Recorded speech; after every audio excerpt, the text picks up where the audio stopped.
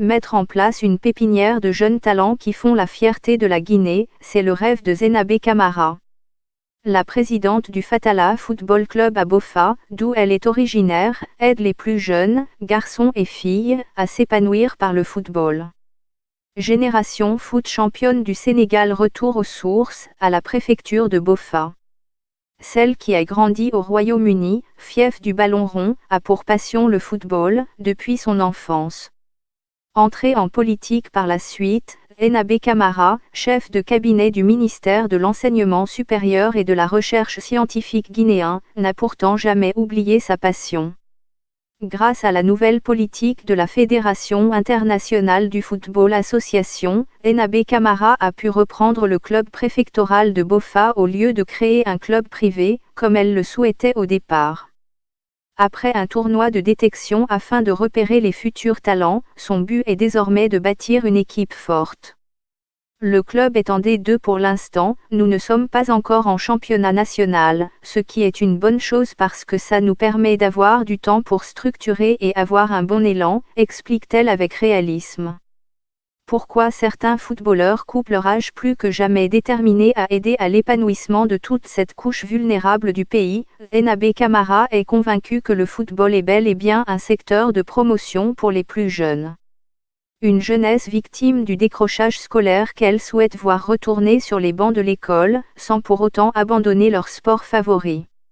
Le bon compromis est l'académie de football Ortega, rattachée au Fatala Football Club, qui accueille des enfants et des préadolescents de 6 à 14 ans, tous scolarisés obligatoirement. On leur dit, vous avez au moins deux options, soit vous devenez des footballeurs professionnels, ou bien, si vous ne le pouvez pas, vous avez au moins la formation pour avoir une insertion socio-professionnelle décente, explique la chef de cabinet du ministère de l'Enseignement supérieur de la Guinée. Les résultats sont là et les parents sont rassurés pour l'avenir de enfants, également partie prenante de l'Académie Ortega. C'est quelque chose qui me tient à cœur, je me bats pour le leadership féminin, pour l'émancipation de la femme en Guinée et en Afrique en général, clame haut et fort Zenabé Camara. En Guinée, l'Académie mixte Foot Elite lancée par l'ancien international Fodé Mansaré, encourage aussi les jeunes filles à chausser les crampons. Ce sont des filles excellentes lorsque vous les voyez en entraînement, dit-elle avec enthousiasme.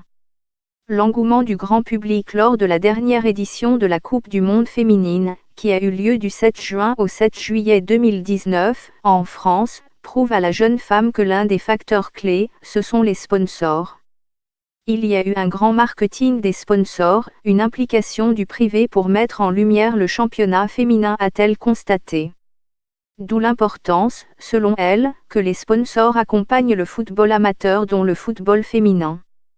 La Fédération guinéenne de football, elle, a déjà choisi une ambassadrice de choix, Y. Omoriba, ancienne footballeuse de l'équipe nationale féminine et mère de Paul Pogba, l'international français évoluant en Premier League au sein de Manchester United.